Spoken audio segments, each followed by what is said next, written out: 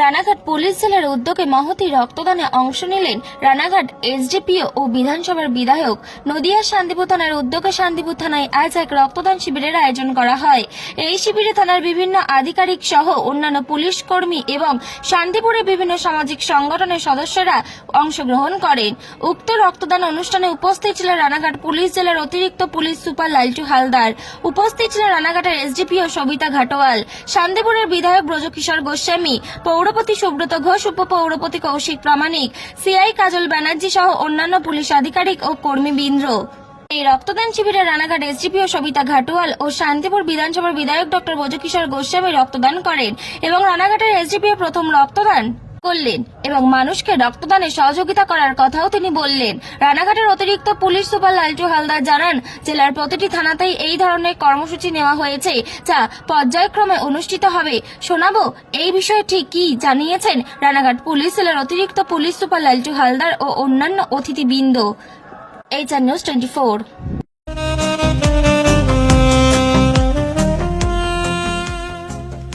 সর্বস্তরের ক্রেতা বন্ধুদের শুভ কামনায় বাবা লোকনাথ বাইক পয়েন্ট।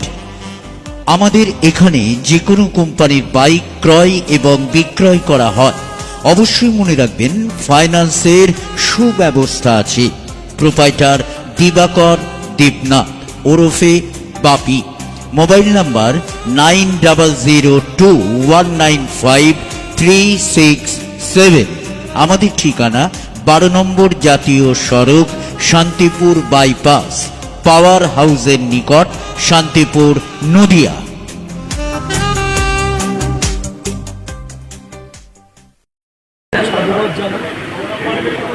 আমি রানাঘাট আঙুলিয়া হসপিটালের রোগী সমিতির চেয়ারম্যান, সেই হিসাবে ব্লাড ব্যাংকে বুক করার ক্ষেত্রে আমার একটা বন্ধুর আনন্দ হচ্ছিল যে হয়তো আগামী বছর থেকে ইংরাজির আর বাইরের কাউকে এসে ওখানে রক্ত নিতে হবে, শান্তিপুরে ব্লাড ব্যাংক হয়ে যাবে। মাননীয় মুখ্যমন্ত্রী একটা স্বপ্ন প্রকল্প ছিল, বহু সামাজিক সংগঠন আমার কাছে দাবি করেছিল শান্তিপুরে ব্লাড ব্যাংক। সেই অনুসারে আমরা অগ্রসর হয়ে গেছি। রক্তদান আমার মনে হয় আমার রানাঘাট পুলিশ ডিস্ট্রিক্টের মধ্যে শান্তিপুর, তো আমার জানা নেই রানাঘাট পুলিশ ডিস্ট্রিক্টের মধ্যে প্রথম বোধহয় রক্তদান শিবির শান্তিপুর থানায় করলে, জানা নেই, কিন্তু প্রথম বোধহয় শান্তিপুর থানাতেই শুরু। খুব ভালো উদ্যোগ, সাধুবাদ জানাবো। আসেন এই যে পুলিশের উদ্যোগে যে রক্তদান শিবির, কি বলবেন এই বিষয়ে? এটা তো আমাদের কমিউনিটি পুলিশিংয়ের মাধ্যমে রক্তদান শিবির আয়োজন করা হয়েছিল। আর এখানে আমি নিজে রক্তদান করে ভালো লাগছে। আমি আশা করছি সেভাবেই আমাদের শান্তিপুরের যে পাবলিক আছে ভালোভাবে উৎসবপূর্বক এটা পার্টিসিপেট করবে আর এটা সাকসেসফুল হবে। শরীর এমনি ঠিক তো, কোনো অসুবিধা? ভালো। আর স্কুল কলেজের লাইফে কখনো অতীতে দেওয়া হয়েছিল? নেই, আমি এই প্রথম? যদি ছোট করে একটু বলেন।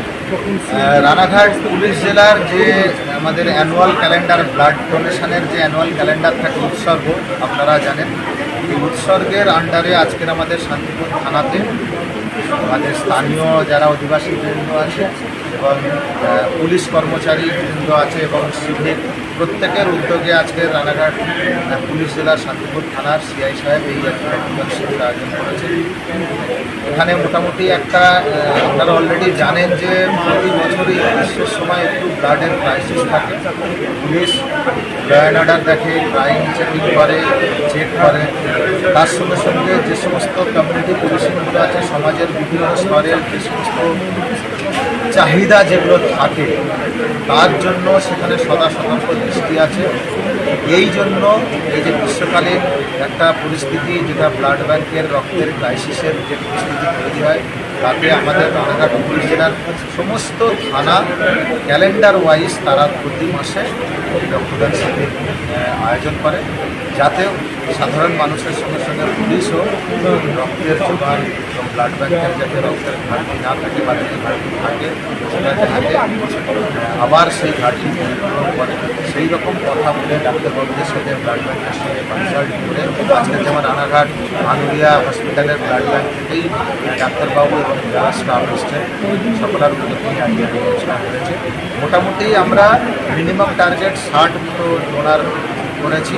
দেখতেই পাচ্ছেন যারা সাধারণ মানুষ, সিভিক, পুলিশ কর্মচারী সবাই এই ব্লাড ব্যাংক ব্লাড ডোনেশন শিবিরে সবাই স্বতঃস্ফূর্তভাবে সব হাজির হয়েছে। মোটামুটি 60 জনের ঊর্ধ্বে আমরা আশা করছি। ঠিক আছে।